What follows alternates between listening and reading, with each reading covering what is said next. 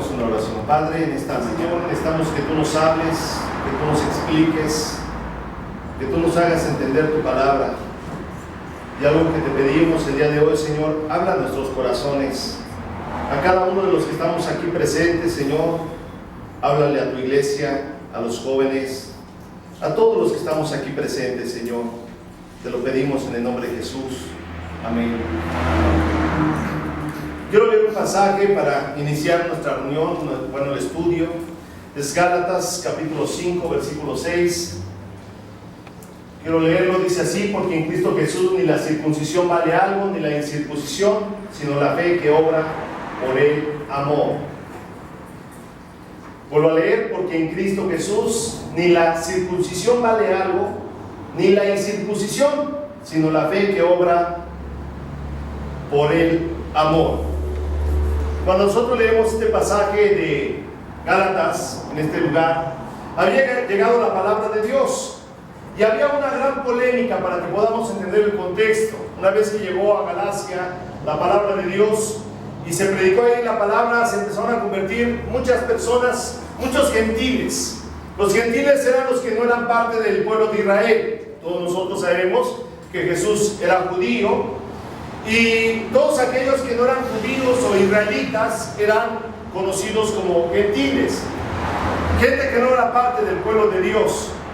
Sin embargo, cuando llegó el evangelio a estos lugares de Galacia, la gente se empezó a convertir, pero la gente que se convertía no eran ni judíos, no eran ni israelitas, sino simple y sencillamente eran paganos también, eran personas gentiles. Y una vez que se empezaron a convertir, los judíos empezaron a entrar en esa polémica de decir que aquellas personas que se convertían tenían que circuncidarse, ya que ese era un pacto que Dios había hecho con el pueblo de Israel. Y como Dios estaba levantando ese pueblo, ya un pueblo nuevo, un pueblo cristiano, y los judíos que se habían convertido ya en cristianos, empezaron a decir que era necesario que aquellas personas que no eran parte del pueblo de Dios, aquellos gentiles, tenían que entrar a la circuncisión para ser parte de ese pueblo de Dios que Dios estaba levantando. Y esa era la polémica dentro de todo el contexto. Y entonces, en medio de toda esa polémica, Pablo dice esto: porque en Cristo Jesús ni la circuncisión vale algo, ni la incircuncisión. Ni la circuncisión vale algo, ni la incircuncisión. O sea, dentro de esa polémica, pues los que no eran judíos decían: bueno, ¿cómo nos vamos a circuncidar? Vamos a entrar nuevamente a lo que era el pueblo judío, al pueblo israelita, a ese antiguo pacto. Y los que eran judíos decían que era necesario. Y era una gran polémica que estaba causando una división entre ellos, ya entre el pueblo cristiano. Y Pablo dice: espérense tantito, lo que realmente nos ha unido y el motivo de estar juntos no es la circuncisión, tampoco la incircuncisión. Lo que sí importa es la fe que obra por el amor.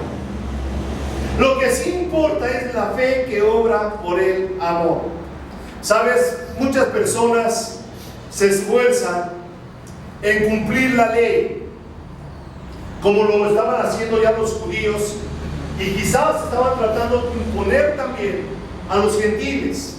Y lo que ellos estaban proponiendo era que de alguna manera cumplieran la ley, una ley que ya estaba establecida. Y tristemente hay muchas personas que se esfuerzan en cumplir la ley de Dios. Y no está mal que exista ese esfuerzo en cumplir la ley de Dios, ya que la ley de Dios es santa, justa y buena. Sin embargo, se olvidan de esta parte: la fe que obra por el amor. La fe que obra por el amor.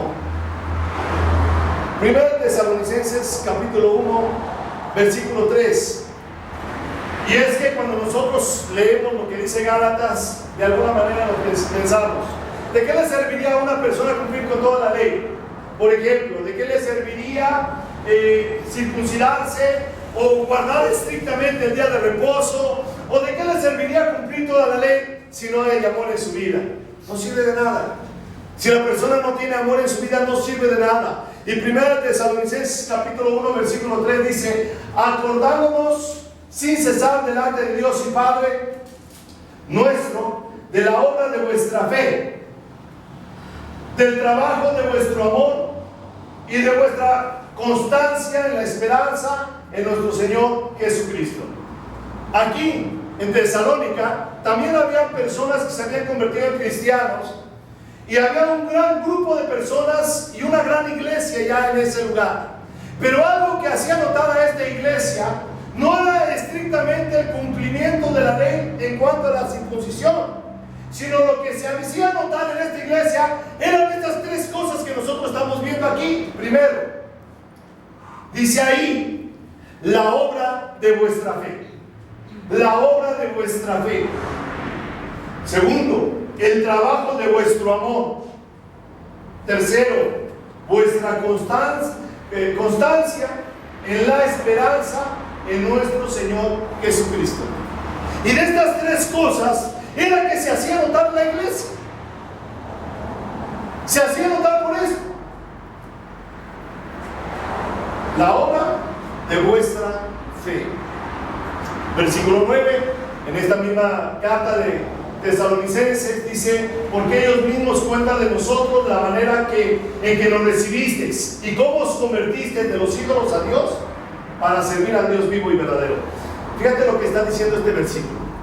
Nuevamente, ya no en Galacia, sino en Tesalónica, algunas personas que se habían convertido en cristianos. Había tres cosas fundamentales en esta iglesia: era la obra de vuestra fe, el trabajo de su amor y también la constancia en la esperanza de nuestro Señor Jesucristo. Pero aquí lo que dice el versículo 9, dice: porque ellos mismos cuentan de nosotros la manera en que nos recibisteis y cómo os convertisteis de los ídolos a Dios. Esto es, eran gentiles, eran idólatras, tenían ídolos, tenían muñecos a los cuales ellos hincaban, les adoraban y decían: dejaron los ídolos, dejaron la idolatría. ¿Para qué? Para servir al Dios vivo y verdadero. No había otra intención en sus corazones de estas personas que se habían convertido en Dios, sino solamente servir a Dios. Servir a Dios. Servir a Dios, eso era lo que había en su corazón, lo que había en su mente, lo que había en sus fuerzas. Quiero servirle a Dios. Habían dejado la idolatría. Y quiero decirle que incluso a los ídolos se les sirve. ¿No has visto en estas fechas que se aproximan para el 12 de diciembre cómo la gente le sirve a sus ídolos? Y muy claramente aquí en México la gente le sirve mucho a sus ídolos. Son capaces de cargarlos entre las calles, cargarlos kilómetros. Y ahí ves a la gente caminando y caminando kilómetros para servirle a sus ídolos. Ahí ves a la gente sirviéndole a sus ídolos, comprándoles velas, comprándoles veladoras, haciendo sacrificios, algunos hincados, algunos en bicicleta, pero de una u otra manera la gente le está sirviendo a su ídolo. Ok, cuando dejamos la idolatría y nos arrepentimos de la idolatría, no solamente nos apartamos de ella y ya, sino que nos apartamos de la idolatría. ¿Para qué? Para servir al Dios vivo y verdadero. Eso era lo que había en la iglesia de Tesalónica. Habían dejado la idolatría para convertirse, pero también para servir al Dios vivo y verdadero. Y eso fue lo que empezaron a hacer ellos. Empezaron a servirle. Y vemos en el versículo 10 que algunas cosas empezaron a acontecer en esta iglesia de Tesalónica. Y esperar de los cielos a su Hijo, el cual resucitó de los muertos, a Jesús, que nos libra de la ira venidera. Ellos estaban en esa esperanza, eran pacientes para esperar a Jesús. Vinieron pruebas, vinieron dificultades a la iglesia de Tesalónica, pero ellos tenían una cosa en su mente: yo espero a Jesucristo, que venga por segunda vez. Y quiero decirte que este es un gran ejemplo de lo que realmente nosotros tenemos que hacer como cristianos. Nosotros nos hemos convertido a Dios. Hemos dejado la idolatría, hemos dejado los ídolos, nos hemos convertido a Dios para servirle, pero tenemos que ser también pacientes para recibir a nuestro Señor Jesucristo. Versículo 6, si nos retrocedemos un poco de estos versículos, vemos algo interesante, importante. Y vosotros venisteis a ser imitadores de nosotros y del Señor, recibiendo la palabra en medio de gran tribulación, con gozo del Espíritu Santo. ¿Sabes qué fue lo que empezó a pasar en esta iglesia de Tesalónica? Cuando ellos recibieron la palabra de Dios, de aquellas personas que les fueron y les predicaron, recibieron la palabra, pero en gran tribulación. Esto es, siempre que tú recibes la palabra de Dios, va a haber tribulación, va a haber problemas, va a haber dificultades, porque cuando tú decides hacer la voluntad de Dios, los primeros que se van a empezar a oponer van a ser los de tu casa, y más si vienes de una casa o de una familia católica. Se van a empezar a oponer y van a decir que ya estás cambiando la religión de sus padres, van a decir que estás tomando decisiones incorrectas y se van a empezar a oponer. Esto fue lo que pasó con aquellos cristianos que se habían convertido de la iglesia de Tesalónica. Ellos empezaron a tener problemas y dificultades, empezaron a tener tribulaciones, pero algo había en el corazón de ellos, había gozo. Había un gozo del Espíritu Santo. O sea, cuando vienen las tribulaciones, no tenemos por qué estar tristes. No tenemos por qué estar tristes. Tiene que haber gozo en nuestro corazón, porque Dios nos ha librado de tantas cosas y nos ha dado vida, y nos ha dado una vida nueva. Y tiene que haber una felicidad en nuestras vidas por lo que Dios nos da, a pesar de que vienen problemas, a pesar de que quizás en el trabajo llegues a tener dificultades, o quizás ahora por tu justa manera de vivir empiezan los recursos a escasear. Quizás porque ahora no quieres participar en cosas incorrectas y eso disminuye tus entradas económicas. Ten gozo, ten gozo. O quizás por decisiones que tú tomas. Hay tribulación en tu vida, pero hay un gozo del Espíritu Santo. Hay un gozo del Espíritu Santo. Fueron imitadores de Jesús. Dice, imitadores de nosotros y del Señor, porque el Señor padeció dificultades y también los discípulos de Cristo y los que se iban convirtiendo también empezaron a tener dificultades, pero se iban imitando unos a otros en las dificultades. Versículo 7. De tal manera que habéis sido ejemplos a todos los de Macedonia y de Acaya que han creído. Ellos mismos, los de Tesalónica, empezaron a ser ejemplo para otras personas que se empezaban a convertir en Cristo, en cristianos. Estas personas que se empezaban a convertir veían a los de la iglesia de Tesalónica y decían, un gran ejemplo tenemos en ellos. Hay un gran ejemplo en esa iglesia. Y empezaban a imitar la vivencia, la forma de vida que tenían los de Tesalónica. Versículo 8. Porque partiendo de vosotros ha sido divulgada la palabra del Señor, no solo en Macedonia y Acaya, sino que también en todo lugar vuestra fe en Dios se ha extendido, de modo que nosotros no tenemos necesidad de hablar nada. ¿Qué pasaba con esta nueva iglesia de Tesalónica? Que no solamente habían recibido la palabra de Dios, sino que le predicaban a todas las personas. Era una iglesia ferviente y deseosa de que otras personas conocieran el Evangelio, que conocieran a Jesucristo. Y estas mismas personas difundían el Evangelio a todas las personas conocidas. Ellos no estaban esperando a que vinieran. Ellos fueron, ¿a dónde? A Macedonia. Fueron a Acaya a predicar la palabra de Dios. Y dice que ellos divulgaban la palabra de Dios. Y no solamente en Macedonia y Acaya, sino que también en todo lugar. Esta iglesia de Tesalónica se encargó de predicar la palabra de Dios a todos los alrededores. No esperaron a que viniera el apóstol Pedro, no esperaron a que viniera el apóstol Pablo, sino que ellos, una vez que recibieron la palabra de Dios y habían recibido con gozo la palabra de Dios, empezaron ellos mismos a hablar de Jesucristo a otras personas, de tal manera que otras personas empezaban a conocer de Jesús, de Jesucristo, salían a predicar, su fe se extendió, pero toda esta fe obraba por el amor.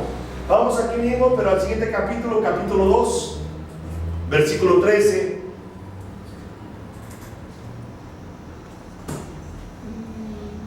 Capítulo 2, versículo 13. Ok.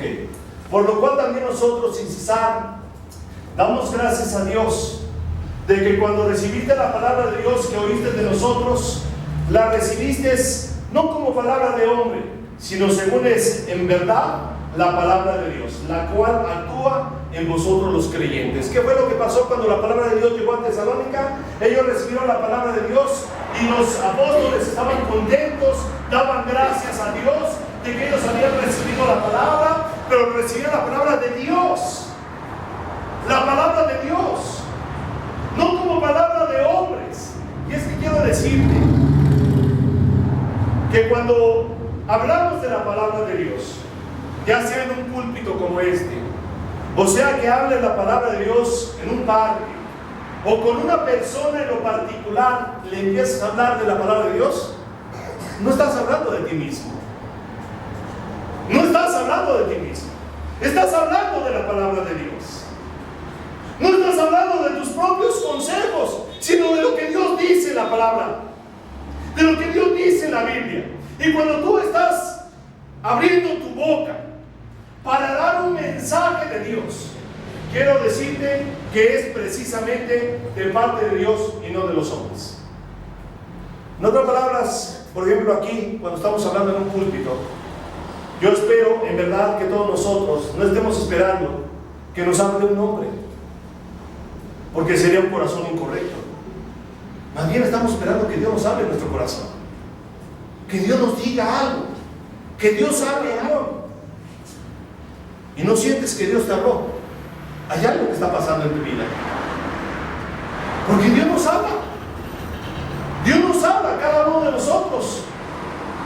Y cuando nosotros recibimos la palabra de Dios, no como de algún hombre, sino de parte de Dios, en verdad que la palabra de Dios actúa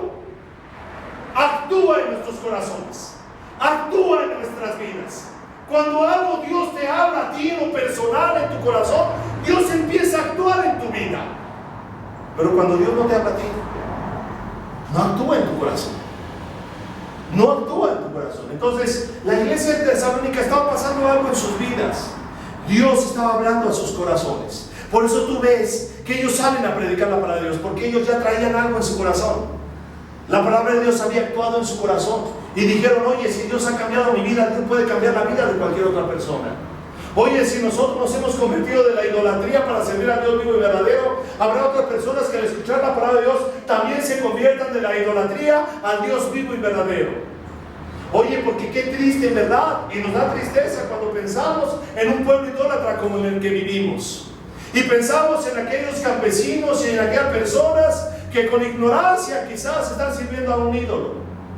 Es triste, pero cuando ellos conozcan a Dios vivo y verdadero, verás que algo pasa en sus vidas y en sus corazones, y su tristeza se convierte en gozo, y sus familias destruidas, influenciadas por el alcohol y la droga, empiezan a ser familias en verdad piadosas que se entregan a la palabra de Dios cuando algo pasa en sus vidas. Pero primeramente algo tiene que pasar en nuestras vidas, porque ¿cómo vamos a influenciar a otros? Fíjate que lo que pasó en Tesalónica es que primeramente fue influenciada la palabra de Dios en sus corazones, para que después de ellos tú ves ahí un fuego en sus corazones, un deseo de predicar la palabra de Dios, una fe que empezaba a extenderse y que empezaba a obrar en el amor. Vemos a una iglesia de Tesalónica dependiendo de la palabra de Dios, dependiendo de la palabra de Dios. Y quiero decirte que Pablo, ¿o quién me puede contestar la siguiente pregunta? ¿Cuánto tiempo estuvo Pablo discipulando esta iglesia? ¿Quién me contesta? ¿Cuánto tiempo estuvo Pablo en Tesalónica con esta iglesia?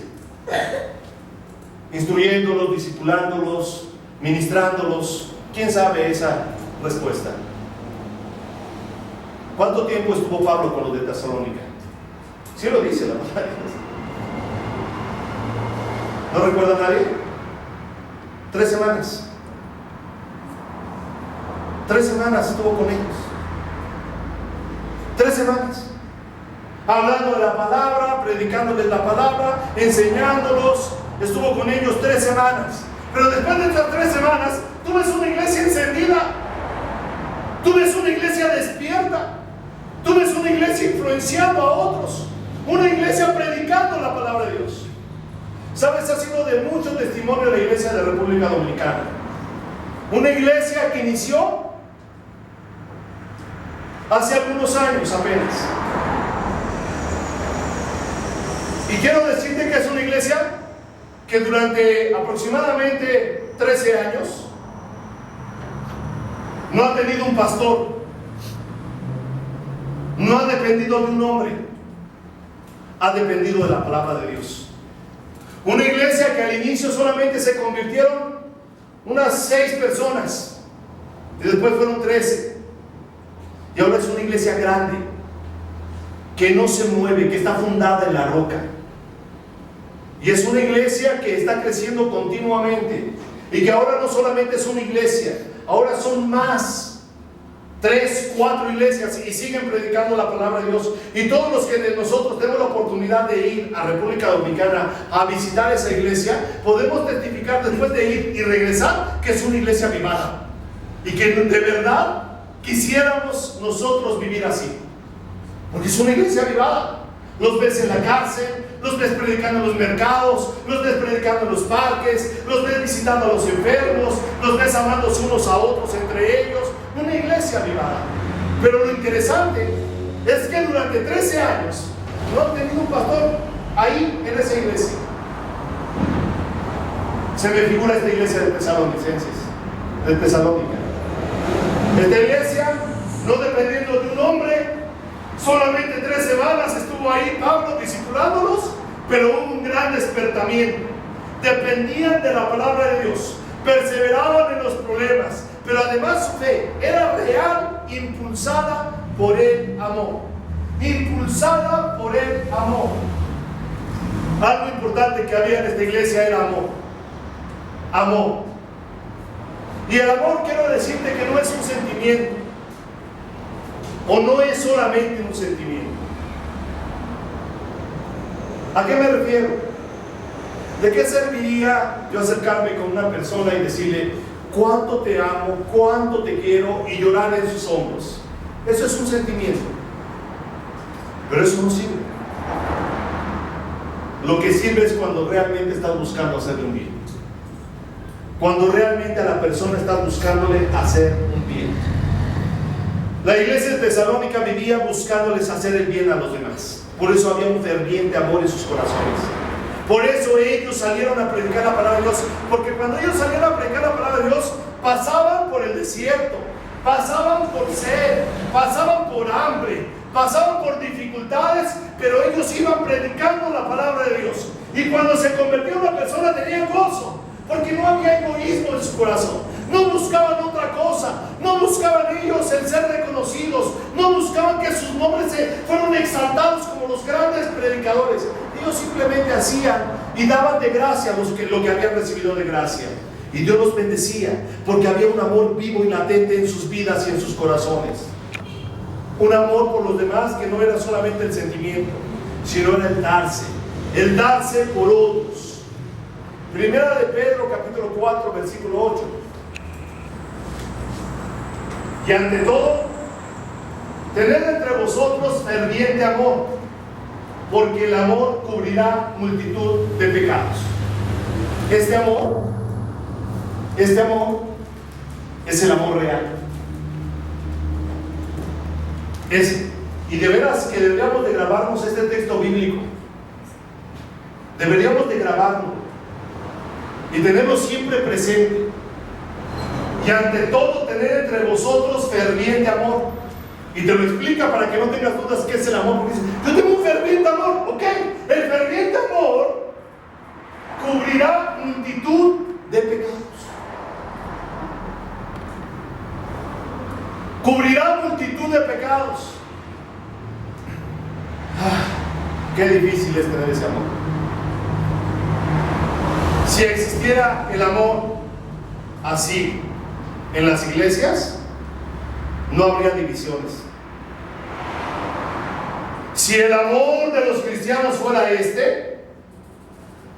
no habría dificultades entre cristianos, no habría problemas entre pastores, no habría problemas entre líderes, las iglesias no estarían divididas como lo están el día de hoy, porque ese amor es el que verdaderamente escasea entre los cristianos. Pero el cristiano debe tener esto: tener entre vosotros ferviente amor, porque el amor cubrirá multitud de pecados. ¿Cómo nosotros podríamos ir a predicar a los parques? ¿Cómo nosotros podríamos ir a predicar a otros lugares si entre nosotros no hay ferviente amor? ¿Cómo podríamos nosotros traer personas nuevas a este lugar, a que se sienten entre nosotros, si entre nosotros no hay ferviente amor? Pero el ferviente amor no es el sentimiento, hermanos. El ferviente amor cubrirá multitud de pecados. No te dice, cubrirá un pecado. El amor cubrirá multitud de pecados. Qué difícil es poder entender este versículo. Y más cuando en tu mente traes un pensamiento de ley. Y no traes un pensamiento de amor. Por eso es difícil entender esto, porque el amor cubrirá multitud de pecados. Te voy a decir una palabra más sencilla de lo que significa esto: una actitud de perdón. Una actitud de perdón. ¿Alguien te ofendió?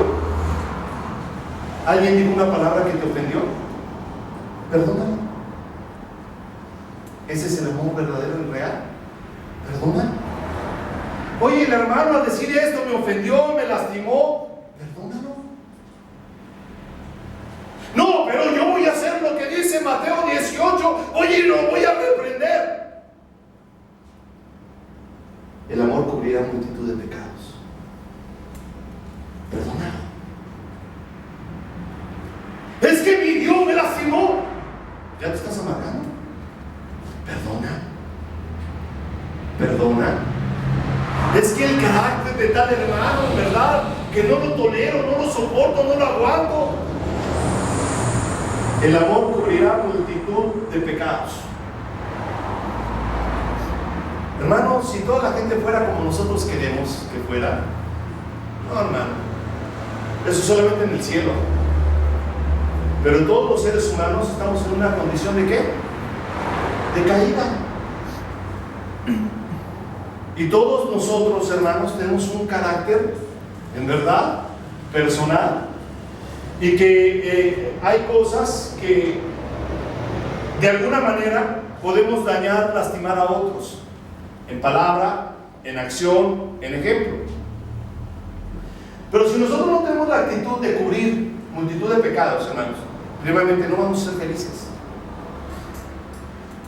La infelicidad va a estar en tu corazón. La amargura va a estar tendente en tu corazón, en tu vida, porque tú no estás dispuesto a perdonar. Por eso cuando le dijeron a Jesús: Señor, ¿cuántas veces perdonar a mi hermano? Hasta 7 veces. Así como que ya voy hasta la 6ª, pero ya en la 7ª hora sí ya no lo perdono, ¿verdad, Señor? Y Jesús le dijo: espérate, no es hasta 7 veces, es hasta 70 veces 7. Y en otras palabras, todas las veces que sean necesarias tienes que perdonar a tu hermano. Ese realmente es el amor que cubre multitud de pecados. No es el sentimiento, no es el decir cuánto te quiero, cuánto te amo, cuánto lloro en tu hombro, no. Sino te voy a perdonar todas las veces que sean necesarias. Y así como eres, así te voy a amar. Así como eres mi hermano. Así como eres mi hermana. Así como eres. Y no estar orando: ay, Señor, ya cámbialo, porque mira, su carácter está pésimo. A ver, ¿cuándo lo cambia, Señor? ¿Me concedes ese milagro de cambiar al hermano? No, si tuviéramos la actitud de perdonar, el amor cubrirá multitud de pecados. En lugar de decir: Señor, cambia al hermano, a la hermana, ¿por qué no oras? Y dice: Señor, ayúdame a amarlo tal como él es. Ayúdame a perdonarlo. Ayúdame, Señor, a que mi corazón no se ensucie con una raíz de amargura. Ayúdame, Señor, a seguir adelante con él. Siempre una actitud de perdón. Si no existe una iglesia que tenga este fundamento, no va a servir. No va a servir. Porque el fundamento tiene que ser el amor. Y si nosotros no tenemos amor, hermanos, De nada sirve que prediquemos y hagamos grandes cosas. Primero es el amor. De nada serviría que trajéramos 50 personas aquí si nosotros no estamos dispuestos a amarlos, a tolerarlos, a soportarlos tal cual son. No serviría de nada. El amor es vivo, latente, cubre multitud de pecados.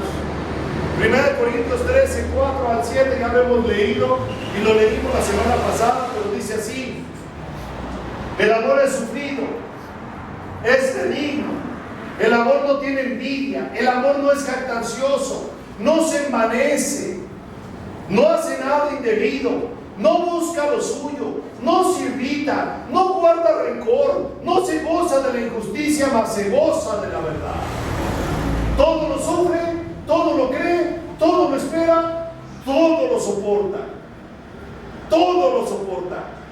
¿Sabes que cuando existe este amor, existe todo? Existe todo. Filipenses capítulo 2, versículo 3 al 4. No hagáis por contienda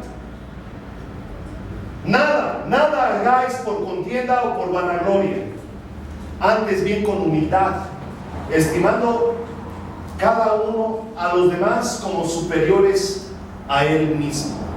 Hermano, no importa si tienes estudios, si eres el gran ingeniero, arquitecto, el gran teólogo, hermanos, siempre debemos de estimar a los demás como superiores a nosotros. Y dice, no mirando cada uno por lo suyo propio, sino cada cual también por lo de los otros.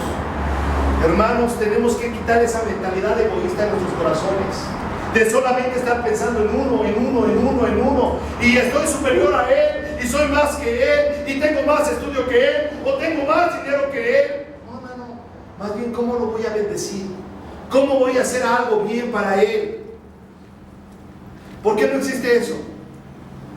¿Por qué no existe esto en las iglesias? ¿Por qué no existe esto en medio de nosotros? Porque no se quiere seguir las pisadas de Jesús. Es más fácil adoptar una forma religiosa en nuestras vidas que realmente adoptar las pisadas de Jesús, seguir a Jesús y hacer la voluntad de Jesús. Por esta senda que estamos hablando caminó Jesús. Él se despojó, Él soportó, Él fue humilde siendo Dios, Él tenía gloria en lo que hacía. ¿Por qué? Porque siendo Dios se humilló y fue hombre, y siendo hombre se humilló, y siendo humillado llegó a Si cada uno de nosotros dejara de pensar en uno mismo y decidir hacer el bien a los demás, viviendo para los demás, siguiendo las pisadas de Jesús, en verdad que seríamos una iglesia bendecida. Filipenses capítulo 4, versículos 7 al 8. Y la paz de Dios, que sobrepasa todo entendimiento, guardará vuestros corazones y vuestros pensamientos en Cristo Jesús.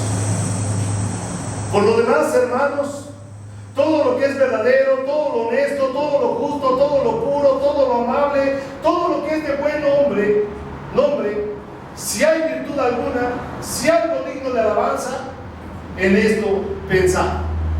Hermanos, ¿en qué debemos de pensar? Debemos de pensar en Jesús. Y si Jesús se dio por nosotros, ¿por qué no darnos nosotros por los demás? Y si Jesús fue humilde siendo Dios, ¿por qué no ser humildes nosotros? ¿Y por qué si Jesús se despojó y tú veías a un Jesús dándose por los demás, preocupado por el alimento, preocupado por el enfermo, preocupado por el necesitado, preocupado por los niños? ¿Por qué no seguir ese ejemplo de Jesús? ¿Por qué seguir en nuestro egoísmo, solamente pensando en nosotros? Eso no es cristianismo. El cristianismo es darse. Pensemos en Jesús, dice aquí. Pensemos en Jesús. Si es algo digno, si es verdadero, si es justo, si es amable, todo lo que es de buen nombre, si hay alguna virtud, si hay algo digno de alabanza, en esto pensar. Ese es Jesús. Pensemos en Jesús. Y ese es el amor que cada uno de nosotros tenemos que imitar. Dios no se va a glorificar hasta que Dios levante personas dispuestas a amarse unos a otros. Padre, te damos gracias por tu palabra. Gracias porque hablas a mi corazón. Y gracias, Señor, porque tú nos hablas a cada uno de los que estamos aquí presentes. Que esta palabra, Señor, no sea una palabra, Señor, que se olvide. Es una palabra que se viva. Ayúdanos, Señor, no solo a entenderla, sino a vivirla. Gracias, Señor, por tu palabra. Gracias porque nos hablas. Bendice a cada persona y a cada familia que estamos aquí representados. Gracias en el nombre de Jesús. Amén.